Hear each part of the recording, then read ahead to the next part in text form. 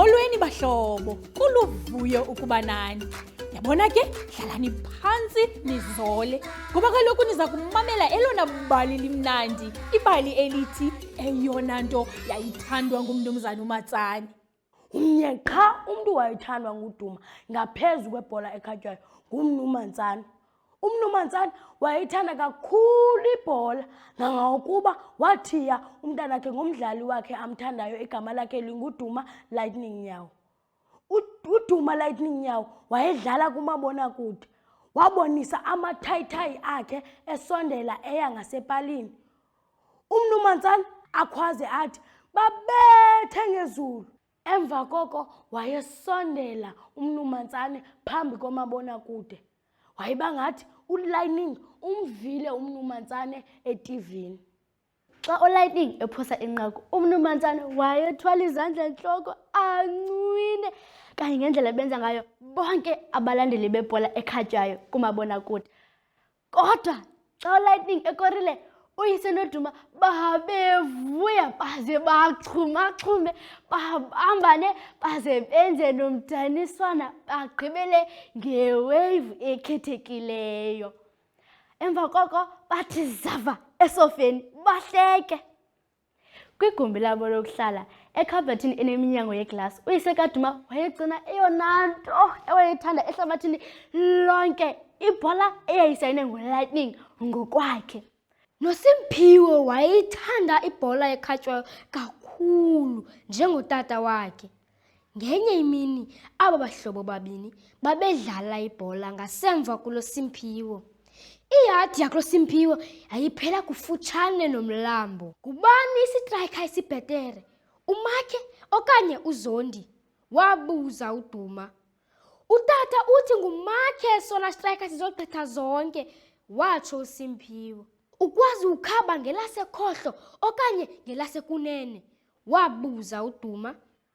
uZondi usoloko ekhaba ngonyawo olunye, kodwa yazi yintoni? Ukhaba ekude.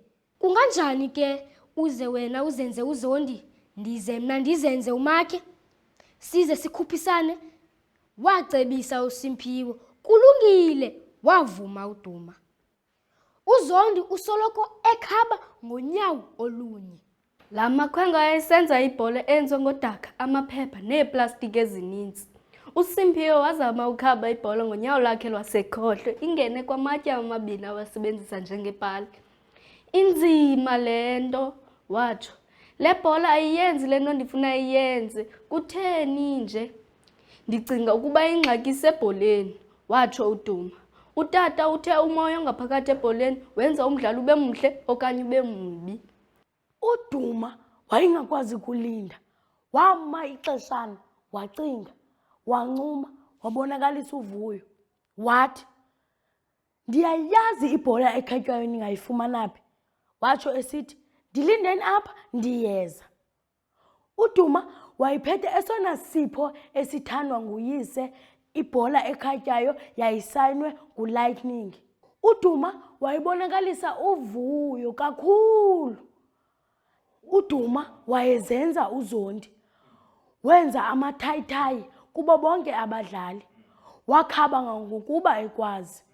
Yabetha ibhola epalini, yabetha ematyeni, yalala ezantsi komfula. Wancwina uDuma njengoko wayibukele le bhola, kodwa wayesoyika engakwazi nokushukuma. uSimphiwe wayileqa le bhola, kodwa yayibaleka kakhulu. Jump! Ibhola yatshona emanzini. uDuma wabaleka waya kumhlobo wakhe. Bayibukele bobabili le bhola isiya isibancinci, ehamba iqukuqela namanzi. Njengoko la makhwenkwe angazange agoduke emva kwemini, abazali baqalisa uba nexhala, nabamelwane bancedisa ukhangela. Emva kweeyure ezininzi, kodwa la makhwenkwe uSimphiwe noDuma zange babonakala ndawo. Ekugqibeleni xa kutshona ilanga, uMnumantsane wabiza amapolisa. Eza ke amapolisa nenja enkulu igama layo elinguJobi, kuze iwancedise ekufumaneni uDuma noSimphiwe. yayimane isithi le nja inukisa impahla zalamakhwenkwe. Yathi okuliva elivumba lalamakhwenkwe yabaleka yemka. Ibe bonke abantu abadala befuneka beleqeke emva kwakhe bade baye kufika ezantsi kwebrorho phantsi komlambo. Nanku uDuma noSimphiwe behleli babezibambile bengcangcazela betsale nezikipa zabo bamazigqume amadolo kuze bazigcine befudumele. Ukukhanya okuvela kwitotshi zamapolisa kwakhanyisa ubuso bamakhwenkwe obabuneenyembezi. Uxolo tata, watsho uDuma xa befika ekhaya bekhuselekile. Bendingenanjongo yokulahla eyona nto ibalulekileyo ebomini bakho, besiza kuyibuyisela. Waqala ukukhala kwakhona uDuma ngamandla. UMnumantsane wamphulula uDuma emqolo, waze wathi, le bhola indala ibintle yona, kodwa ibingeyoyiyo into ebalulekileyo ebomini bam. Nguwe into ebalulekileyo ebomini bam. UMnumantsane wagobela phambili waze wamanga uDuma.